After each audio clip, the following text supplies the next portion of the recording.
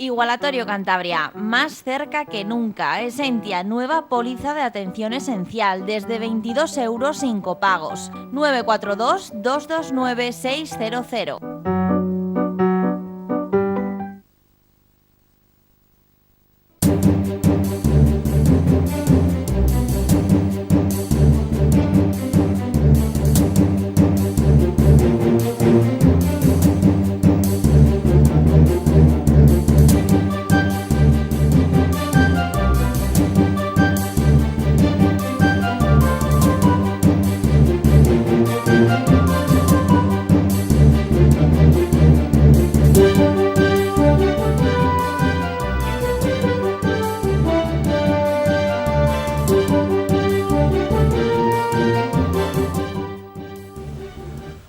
Un saludo cordial, bienvenidos a una edición más. Esto es Pulso Empresarial en su televisión regional, con el equipo habitual al completo, don Carlos Pajares. Un saludo, don Carlos. Un saludo, muy buenas. Don Aurelio Sastre, un saludo. Hola, un saludo y muy buenas tardes. Entramos en materia porque tenemos muchos temas, como últimamente poco agradables la mayoría de ellos. Y el otro día me decía un amigo, es que sois un poco como los molinos, lucháis como Don Quijote con los molinos de viento. Digo, pues sí, es verdad porque es como el que clama en el desierto, pero sí les podemos asegurar que decimos la verdad, decimos absolutamente la verdad en todos los aspectos, otros no lo sé.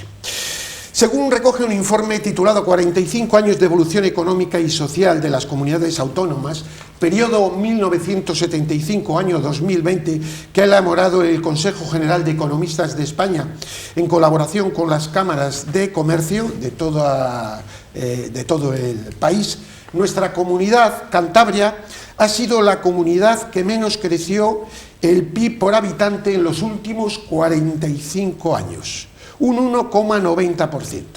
Las mayores tasas de crecimiento, para que se hagan una idea, ponemos algunos ejemplos, fueron en Murcia 2,93, Rioja 2,83 y Canarias 2,81. Pongo yo aquí en el guión, reflexión, fracaso social, político, vamos para atrás como el cangrejo. Don Carlos Pajares, estos datos que precisamente lo recogía el otro día el diario Alerta, y de ahí lo hemos sacado el informe. Realmente es lo que debiera de preocupar a los cántabros, lo que debiera de preocupar a los políticos cántabros y lo que debiera de preocupar a la ciudadanía de esta comunidad, aunque visto lo visto no sea así, don Carlos. Bueno, yo creo que llevamos viendo desde hace ya mucho tiempo que Cantabria se está convirtiendo en una comunidad subvencionada, y todo aquel que vive de subvenciones y no de generar su propia riqueza y su propio dinero, pues con el tiempo va perdiendo capacidad, va perdiendo riqueza. Cantabria lo lleva haciendo, cada día dependemos más de los presupuestos generales del Estado, somos una comunidad que encima, además, el dato todavía resulta mucho más preocupante cuando uno ve que Cantabria ha sido de las comunidades más beneficiadas. Mejor financiadas, perfecto. Exactamente, en la financiación. O sea, mejor financiada en concreto. Hemos estado perdiendo oportunidades para conseguir, con esa financiación especial y no voy a decir que extraordinaria, pero sí buena, teníamos que haber aprovechado ese impulso para habernos colocado como una comunidad potente y haber reindustrializado, apostado por lo que fuera. En definitiva, lo que hemos hecho ha sido el canto de la cigarra. Hemos vivido y seguimos viviendo de la generosidad nacional, y todavía seguimos pidiendo más generosidad ante la incapacidad de haber convertido esos recursos extraordinarios, los podemos llamar así, en generadores de riqueza para nuestra comunidad. Fracaso, yo titulaba en un escrito que he hecho en la página web de populartvcantabria.com y gervasioportilla.es, que les emplazo cualquiera de las dos, fracaso económico, fracaso político y fracaso social. Sí, es cierto, porque ¿no? Yo no soy antiautonomista, vaya por delante, pero ¿para qué ha servido la autonomía? Si hemos ido hacia atrás. Aquí lo que dicen los datos, no se trata de discutir, porque claro, los sistemas son para mejorar la calidad de la gente, no para dar de comer a gente a costa del presupuesto del erario público. Entendámonos, y que algunos digan, qué majos somos, que tenemos nuestra propia, y tratamos de crear una identidad particular, etcétera, sobre ese asunto, ¿no? Pero repito, que no se trata de discutir el sistema autonómico a estas alturas, porque creo que es algo irreversible, pero sí decir que esto es un fracaso, don Aurelio. Un fracaso absoluto. Bueno, esto que ahora usted da en las estadísticas, los que ya tenemos unos cuantos años, lo hemos vivido en directo. O sea, la involución de Cantabria ha sido constante. Y lo hemos dicho aquí. Usted habla ahí de los 40 últimos años. Sí, el informe que dice pero sobre todo, 45. Sí, 45 últimos años, pero sobre todo los últimos 30 años. Sí. Los últimos 25, 30, ahí hubo 15 años que se mantuvo, y para esto, pues, en fin, los que nos hemos movido un poco pues, en los terrenos económicos y comerciales, industriales y demás, hemos visto cómo caía, cada día cómo caía Cantabria. Usted ve, ahora lo podría mirar perfectamente, los anales, por ejemplo, de la Cámara de Comercio, y ve que Cantabria estaba situada entre las 3 regiones más ricas. 4 regiones más ricas. La antigua provincia de Santander. Con Guipúzcoa, con Navarra, País Vasco. Y ahí estábamos, ¿no? Era así. Yo recuerdo, entonces esos datos nos los daban, yo estaba yendo ahí a la Escuela de Empresariales de los Molinucos y esos datos los manejábamos constantemente. Bueno, pues a partir de ese momento la caída ha sido constante. O sea, usted ve, y claro, y si lo mira por zonas, por ejemplo, Torrelavega. Torrelavega tenía una riqueza impresionante. Bueno, era un movimiento... Se llamaba la ciudad del dólar. Alrededor, claro. Y es que ahí había... se movía muy bien la economía, se complementaba muy bien la industria con las empresas agrícolas, ganaderas y demás de la gente, y había verdadera riqueza. Pero lo mismo pasaba, esto pasaba en toda la provincia de Cantabria. Esto, los últimos 30 años, que yo tampoco discuto que una autonomía bien gobernada, pues evidentemente yo creo que aquella idea primera de que era acercar la administración al ciudadano, pues puede tener ventajas. Pero es que ha sido los políticos sestear, sobre todo los últimos años. Yo creo que hoy a los agencia de colocación, diría, ¿no? Claro, agencia de colocación, porque mire cómo han multiplicado... Sí, agencia de colocación y agencia de gasto. Porque cuando usted veía, no hace tantos años, 30 años, 25 años, que el vehículo que utilizaba el presidente era un 1500 y no tenía más, y 2 o 3 furgonetas viejas, 4L, usted ahora está viendo Audis de la máxima gama por todas partes para un director general, que bueno, se pusieron títulos, aquí antes era director regional, pero bueno, había que homologar, había que equilibrar salarios y ya son directores generales. Pasaron, toda esa evolución se fue dando, pero siempre de manera interesada. ¿Cuál ha sido el resultado? Que Cantabria está siendo conducida a la ruina. Los últimos 30 años ha sido la ruina absoluta de Cantabria. Y ese es el mérito que tiene nuestro gobierno y sobre todo nuestro presidente. Han conducido a Cantabria a una ruina histórica. No se trata jóvenes, perdón, que termino. Sí. Con jóvenes en paro, se está hablando de un 50% de los jóvenes en paro. ¿Y usted ve alguna preocupación por esto? Cuando se sabe que si la juventud no tiene trabajo y la juventud tiene que emigrar, la economía no puede salir adelante. Son los que producen, los que gastan, los que consumen y los que elevan el PIB. No se trata de unos mejores o peores, pero la historia está ahí y lo pueden ustedes buscar. Miren, busquen el déficit que tenía Cantabria en la última etapa de José Joaquín Martínez y eso. Y luego, cuando aquellas famosas cosas de la deuda estructurada que empezó, cuando ese pacto PRC-PSOE, allá empezó ya a que esto era jauja, que estábamos muy poco endeudados, y era verdad, igual teníamos que haber estado algo, porque la deuda de por sí no es mala cuando es controlable y sirve para crear producción. Pero claro, empezó Suyesa, empezó 1000 cuestiones. ¿Qué se ha gastado aquí productivo en los últimos? Yo atisbo que aquí el partido, no lo va a hacer ninguno, que tuviera la valentía en las próximas elecciones regionales de decir: voy a disminuir el 50% el número de diputados autonómicos, voy a dejar las consejerías en 4, voy a disminuir cargos públicos y asesores. Ese partido se llevaría a las elecciones claramente.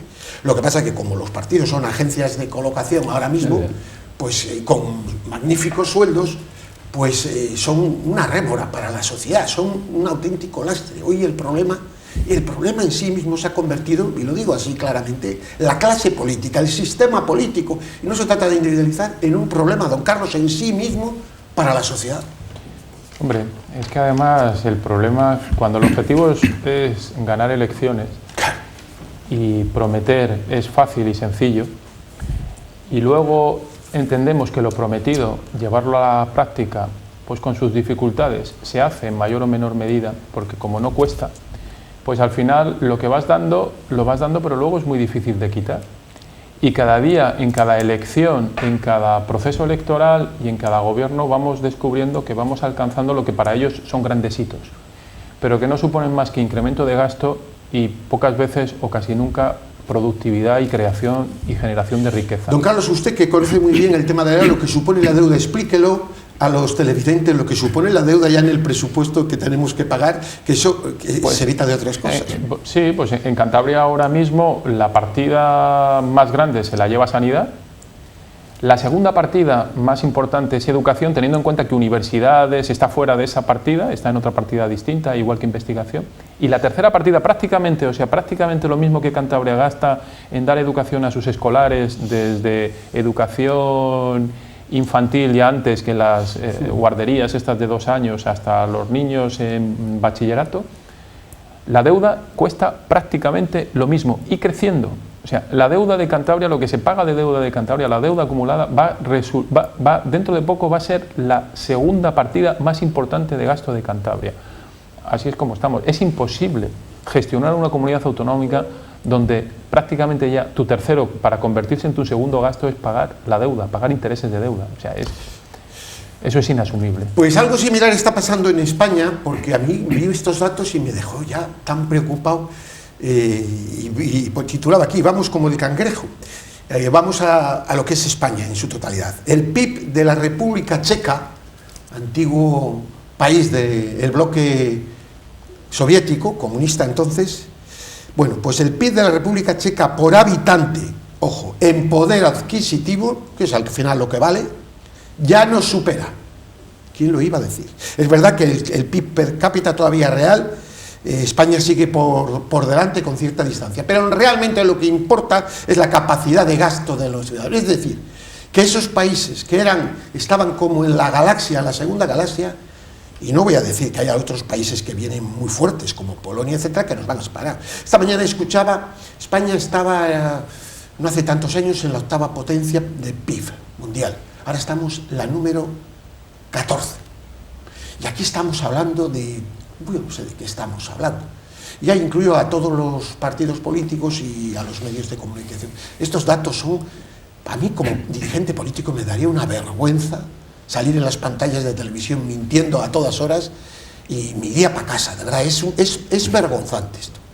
No, usted acaba de decir algo que es real. Dice, a mí me daría vergüenza salir. Oiga, es que tal como va esto, debería darles vergüenza salir. Todo ha sido retórica hueca. Usted analiza cuál es esto. Bueno, los datos que da yo creo que son elocuentes, ¿no? Cómo ha ido cayendo y cómo nos han ido adelantando naciones que antes era impensable que pudieran evolucionar como lo han hecho.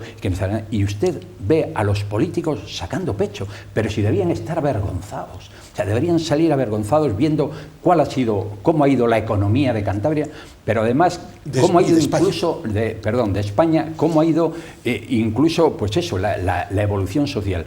Hay una cosa que está pasando y es que ha ido bajando constantemente el nivel de exigencia de los ciudadanos. Los ciudadanos ya es que lo toleran todo. Y entonces usted ve a los políticos que son auténticos prepotentes, sin ninguna razón para ello. Porque claro, cuando no hay nada que hacer, pues las cosas más o menos van funcionando. Pero hemos visto que cuando hay un problema, sea económico o sea como ahora sanitario, el fracaso es estrepitoso. Nadie sabe qué hacer. Y entonces, ¿qué es lo que está pasando? Pues está pasando el desastre, la ruina, donde están pagando justos por pecadores, pero están pagando así por la incapacidad de los políticos españoles, donde hay un problema sanitario, pero que no es solo sanitario, es político, sanitario y económico, y no lo abordan desde esos 3 frentes. Hombre, antes de entrar en ese frente, porque vamos a dedicar la mitad del programa exactamente y tenemos temas interesantes, claro, datos que les voy a dar que no los escuchan ustedes en ningún sitio, y dirán, Gervasio y sus contertulios se inventan los datos. De verdad que no, que los sacamos. Lo que pasa es que estamos buceando continuamente la prensa internacional, continuamente, y España, se hablaba del aislacionismo con Franco. Ahora más que nunca, verán que no hay casi información internacional, España está aislándose, está creándose la realidad virtual que quieren los medios de comunicación y los políticos. Don Carlos, rematando este asunto. Bueno, a mí me parece tristísima la situación económica y sobre todo lo que se va atisbando. Además, siempre lo hemos dicho, es muy difícil parar una economía en seco. La economía se va parando de manera paulatina y la economía de Cantabria se lleva ralentizando desde hace ya muchísimos años. El dato que os he dado es evidente y muy claro.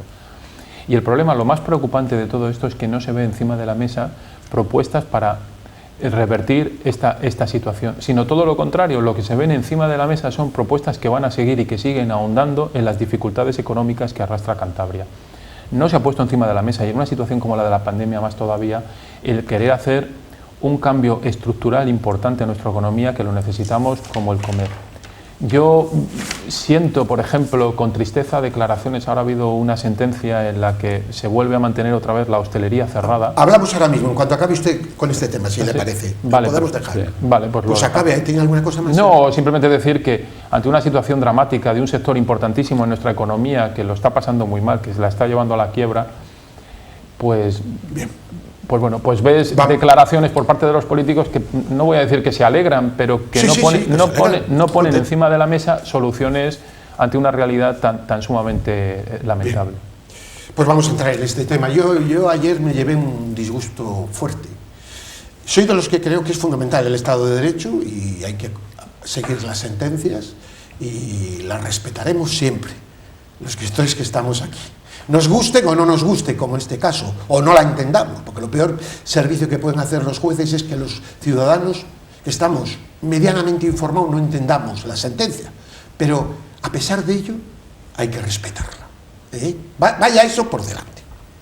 Dábamos en el último programa, y yo les pregunto a los señores jueces del Tribunal Superior de Justicia de Cantabria y a los señores responsables del Consejo de Gobierno, sobre todo el consejero de Sanidad y al presidente, que en el mes de enero, según datos del INE que hemos visto, fallecimientos semanales, Cantabria ha tenido menos fallecimientos mensuales, da los fallecimientos semanales, en el mes de enero que en los últimos 4 años.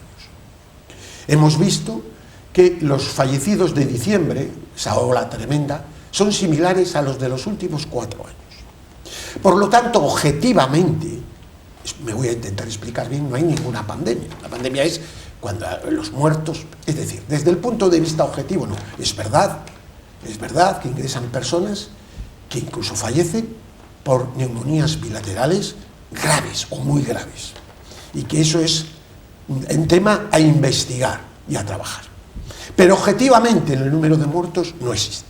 Luego, objetivamente, no pudiera existir un Estado como el que existe. Le voy a demostrarles aquí unos datos de Estados Unidos. Estado de Dakota del Norte y Dakota del Sur son 2 estados independientes, pero están en el norte de Estados Unidos. Dakota del Norte puso máscaras, restricciones, lockdowns, como dice, cierres, etc. No se verá muy bien. Y aquí vemos que el número de casos. Dakota del Sur, nada. No hubo negocios, no hubo máscaras, ni nada. Libre. Mucho menos fallecidos. Pero aquí tengo un informe realizado en Estados Unidos, de todos los estados, que muestra que los estados que impusieron cierres tienen más muertos por COVID por millón que los que no lo hicieron. En concreto tienen 5,6% más de muertes por millón de habitantes. Tenemos esos 2 datos que son tremendos. Y ahora escucharán ustedes cepa británica, que ahora dicen que no es muy importante, y cepa sudafricana, que puede ser. Y cogí ayer y digo, vamos a entrar en Sudáfrica, vamos a entrar en periódicos de Sudáfrica a ver si los titulares de portada, y no eran casi ninguno ayer concreto, pero he visto que a 16 de febrero Sudáfrica tenía 822 muertos por millón de habitantes. ¿Saben cuántos tiene España por millón de habitantes? 1.382. En Holanda, que veíamos el otro día las imágenes, que no cierran a las 9 y por eso han tenido ahora una sentencia, pero no es obligatorio el uso de mascarilla, de hecho no la lleva nadie. Bueno, deben de ser que son los dirigentes unos asesinos. Número de muertos por millón de habitantes, 858. Y ahora vamos a ver unas imágenes del día de hace pocos días, de la capital de Bulgaria, Sofía. La gente, vamos a esperar que la vean, la gente sin mascarilla, van a ver ustedes, porque como esos dirigentes deben de ser semi-asesinos,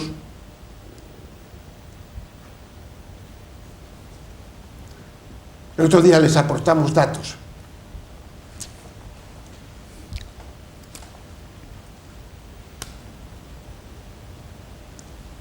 Es del día 15, concretamente, de esas imágenes.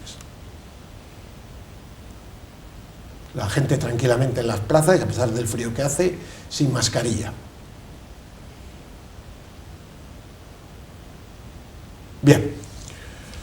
Yo no sé, claro, me decía este amigo, es que haces como los molinos de viento, porque yo veo a gente atemorizada, con un nivel de terror, que el daño que han hecho estos señores, yo creo que había que dar demandas también personales, de verdad, estoy convencido. Yo no sé, me supongo que estarán equivocados, pero mire, también los errores hay que pagarles.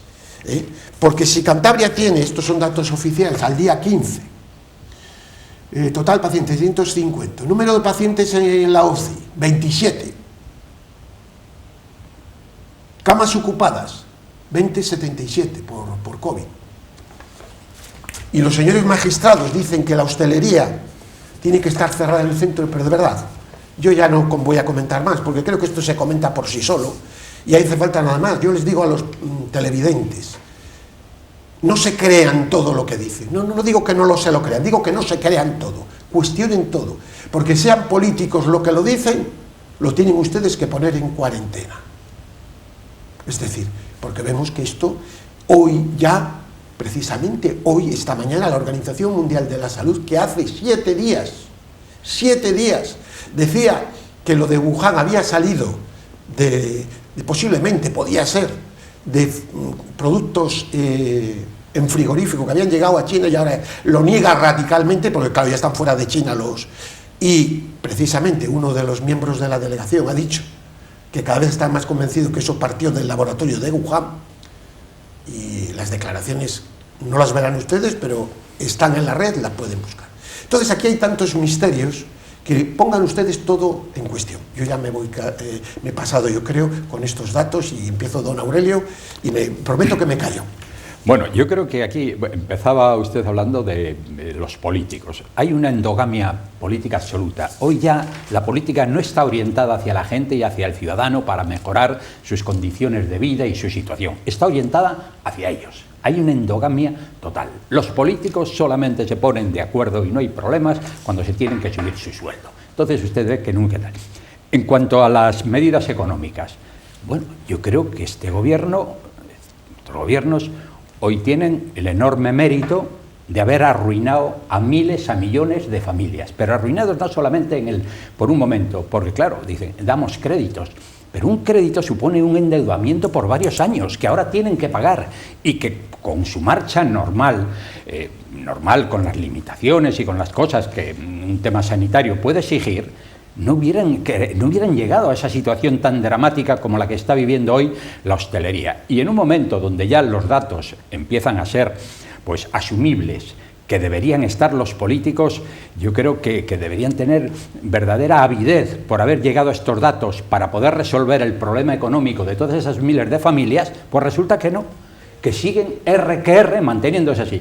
Recurren y los tribunales además machacan esto con un movimiento errático, porque vamos a ver, ¿por qué en situaciones similares en el País Vasco pueden hacerlo y en Cantabria no? donde además la incidencia de contagios es menor en Cantabria. ¿Qué pasa en Cantabria para que las cosas vayan de manera diferente? Pero es que además, si dijéramos, bueno, es que en Cantabria tienen que ir de manera diferente porque están haciendo bien las cosas, la economía va muy bien, pero si además vemos que día tras día estamos arruinados, que si nos comparamos con el País Vasco, yo digo que allí un jubilado, que además se jubilan a los 50 y pocos años, la gran mayoría, vive infinitamente mejor que aquí un trabajador en activo. O sea, quiero decir que la ruina de Cantabria es absoluta y ahora, con actuaciones de este tipo, se entiende perfectamente por qué estamos como estamos, donde vemos que a los políticos no les importa la vida, ni la ruina, ni la economía de sus ciudadanos.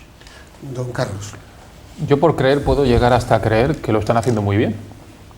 Fíjese, pero para tener ese convencimiento de que lo están haciendo muy bien, necesitaría saber y conocer los datos de por qué lo han hecho bien, pero es que no conozco datos de absolutamente nada. Si el único dato que hay son los resultados, o sea, lo que usted comentaba, el número de fallecidos, que ya en Cantabria el número de fallecidos en la primera ola fue inferior también a la media nacional. Bueno, o sea que puede haber, y todos lo hemos dicho, hay una parte que desde luego ante el desconocimiento de esta enfermedad, porque ese es el gran problema, que tenemos un desconocimiento prácticamente ahora voy a contar algunas anécdotas prácticamente absoluto, que demuestra que podría ser que todo el tema este de las mascarillas, que yo las recomiendo usar en lugares cerrados, por supuesto, no soy anti-mascarillas, por lo así, pero que es lo del barco Hesperides, que se suma al pesquero y que evidentemente, y los datos de los sitios donde no se llevan mascarillas, pero perdone, que le dije que no le iba a cortar. No, lo que quiero decir es eso, que al final el problema es que la desinformación y la falta de datos reales y además contrastados por técnicos es prácticamente absoluta, no los vemos. La sentencia, yo no pongo en duda que seguramente la sentencia dictada tenga una argumentación jurídica suficiente, pero el problema es que al final me vuelve a pasar lo mismo. No tengo datos que justifiquen ese motivo. Y no tengo datos, por eso lo pueden estar haciendo muy bien, pero también puedo decir que lo están haciendo muy mal porque no tengo ningún dato que me avale o que me diga que lo que se hace se está haciendo bien. Más allá de los resultados, que como vuelvo a decir, los resultados, y se ha venido viendo las distintas olas, están muchas veces condicionados a situaciones totalmente exógenas que también desconocemos, porque no sabemos por qué, por algunas circunstancias sí y otras no. En definitiva, al final, lo que sí desde luego queda esto es el cierto aroma de que nos están, bueno, cuando menos... Ha dicho el presidente de Hostelería una cosa muy curiosa. Dice, tenemos los mismos datos que el día 20 y tantos de agosto, que estaba todo a tope. Bueno, eso se ve, muestra la incoherencia que hay, pero hay dos datos que quería hablar de lo del barco Hesperides. El barco Hesperides es de la Armada Española, iba a partir de Canarias para la Antártida, creo. Y bueno, pues lo estuvieron en cuarentena, toda la tripulación, y luego se les hizo PCR. Después de estar 14 días, creo que de cuarentena, se les hizo el PCR. Y subieron al barco, y empezaron a navegar. A los pocos días tuvieron que volverse a puerto, con muchos casos positivos, no graves, salvo uno, pero prácticamente ninguno grave. Y es más espectacular lo del pesquero Factoría argentino, que después de hacer todas estas cuarentenas, a los 32 días de navegación, 32 días, empieza a tener casos. Bueno, hay un caso también... Es muy curioso. Bueno, tenemos casos, ustedes tendrán los familiares, en que el esposo tiene el tema y la esposa no. ¿Qué quiero decir con eso? Pues eso, junto con las neumonías bilaterales, habría que investigar, porque aquí yo la preocupación particular que tengo son las neumonías bilaterales. ¿Por qué? Que no lo explican. Y nos hablan del tema. Vamos a publicar en la página web, mañana pasado, un informe de una bióloga sobre lo que cree ella que es el origen de este virus. Perdón, don Carlos. Lo que decía, hay otro caso también muy curioso, y está en prensa, cuando empiezan a aparecer los primeros casos en Europa, estaba todavía esto incipiente, el portaaviones francés, el Charles de Gaulle, estaba en maniobras y estaban completamente tranquilos porque si aparecían los primeros casos en Francia y ellos no habían tenido contacto en ningún momento ni habían estado en puerto desde hacía no sé cuántos días, tuvieron que volver rápidamente a puerto porque empezaron a aparecer de manera desconocida los primeros casos en la tripulación. O sea, lo que quiero decir es que al final todas esas cuestiones quedan como dudas. Hombre, el experimento de los marines, 300 fuera, haciendo vida normal en un estado de Estados Unidos, y 300 recluidos 15 días. Número de casos, exactamente igual, incluso un poco menor en los que han estado libres. Hay una cosa, son dudas. Una cosa, la comunidad científica está absolutamente perdida en este tema. Y dividida. O sea, casi nadie sabe nada de esto. Ahora, ¿en qué se está trabajando? Pues se está trabajando en impedir que los casos de COVID evolucionen a ese proceso severo, grave, que lleva a la muerte en ese 1%, que son la neumonía bilateral. ¿Cuáles son los signos, te dicen, cuáles son los signos que indican que ese proceso puede evolucionar de esa manera tan maligna?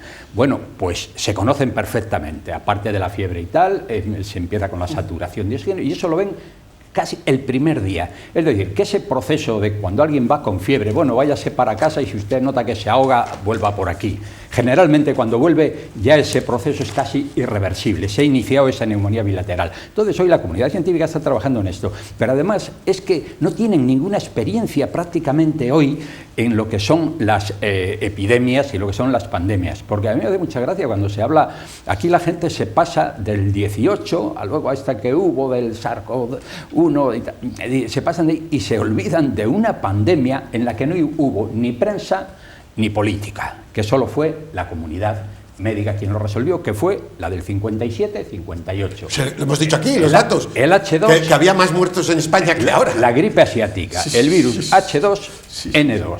Bueno, esto ahora lo llaman olas. Estos procesos son cíclicos. Estos tienen un tiempo de evolución y hagan lo que hagan, lo hagan bien o lo hagan mal, eso tiene, ahí se produce una curva, un aumento, una meseta y luego un descenso. Hagan lo que hagan. Lo que no se puede hacer es arruinar, como están haciendo, a un sector en base a unos criterios que carecen de rigor, unos criterios que no garantizan que van a ser efectivos en cuanto a limitación de contagios, sino que la única efectividad que está garantizada es la ruina de miles de familias. Sigan a Michael Levy. Michael Levy en Twitter, premio Nobel, saca estadísticas y dice esto, dice que demuestra claramente cómo los confinamientos son un desastre para la sociedad, las enfermedades colaterales, etcétera, y todo eso, y habla también de los intereses que hay, y es un premio Nobel al que, claro, debe ser que cuando le dieron el premio Nobel estaba bien, pero ahora como ya no dicen lo que quieren, etcétera, y bueno, y también hay otra cosa que me ha llamado mucho la atención. Merck, usted que conoce mucho productos farmacéuticos, es una gran multinacional, pues estaba en la fase 3 con la vacuna y la ha dejado de hacer, la ha dejado de seguir la fase. Cuestión de Merck, las defensas que crea el organismo son muy superiores a la propia vacuna. No hay ninguna certeza sobre la Así que con esto nos vamos. Ustedes mediten, nosotros ni quitamos ni ponemos rey. Que tengan una feliz semana. Paz y bien.